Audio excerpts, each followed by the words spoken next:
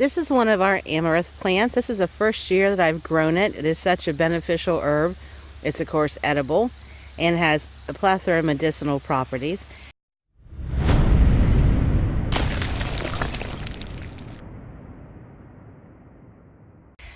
We did have a little bit of problems from Japanese beetles getting to the leaves. That happened only recently. And that is the only presence of Japanese beetles I've seen in this apothecary and patch, which also I have a lot of wild flowers and edible weeds growing in here. It looks like a mess, which is great from an OPSEC point of view. You think it's just an untended garden in some areas if you walk by quickly.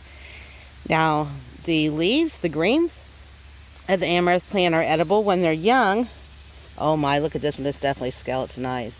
Really stunted its growth, and it's only been recent. Apparently the Japanese beetles left our lower garden and found this one. This is all they've dined on. But when the leaves are young, the plants are just growing, you can eat them raw on a salad, or just pick them off and eat them if you come across them in the woods. There are probably 60 or 70 different varieties of amaranth, sometimes referred to as pigweed.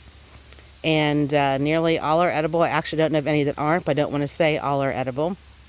And the more mature leaves, they're on the plant when it's getting close to harvest. You could eat those raw, but they really wouldn't have that good of a taste. It's recommended you fry them or cook them. They taste a lot like spinach. Now these are beautiful. Lots of times people dry these and use these in a decoration, in a wreath or something, and that would be tempting, but they just have far too many medicinal properties and pack a pretty good protein, a little bit of a vitamin C punch to waste them for a decoration unless you have far more than what you can use.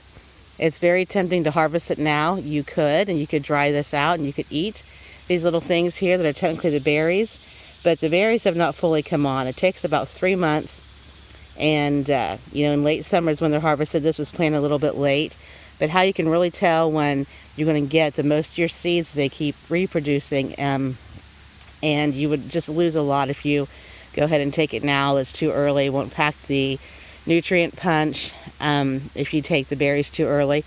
And you can see, if I can get close enough here, that some are starting to turn dark. These are kind of like a tassel on a corn plant, and when you see the plants get so heavy, they start to bend and turn over from the weight of the berries, and they are darker and there's clumps. It almost looks like there's a netting or something over them because they've gotten so dark and so heavy. That's when it's time to harvest. You don't have to do it all at once. You could go buy your plants and they're already bent over, but still work with them gently so you don't snap them, and just shake the excess seeds right into a bag or into your hand. And then do that you could probably do that maybe for a week to make sure you're getting them all, but you've not lost any that are still not quite matured yet. But you can eat the seeds raw, you can mill them into flour, you can use them in all different kinds of recipes, in a stir fry, in a soup, in a stew. There's many uses for them, just for the taste value alone, not for anything medicinal. But an amaranth plant, how tall they grow depends on the kind of soil it's planted in and the season. This has been a really bad season for gardens around here. Winter seemed to last till about June. Then we went from intense heat and humidity to flooding and tons of rain, and then back and forth. So it's not been a good year for anything but Japanese beetles. 10 foot tall would be like a mother plant. It would be huge, but not abnormal.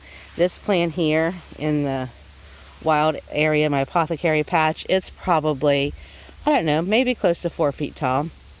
But there's several other ones that are still coming on. Typically this time of year, it's almost September. You definitely would be harvesting them, but these were planted a little bit late. We should still have enough warm weather to give them time to fully mature before we do any harvesting of the berries.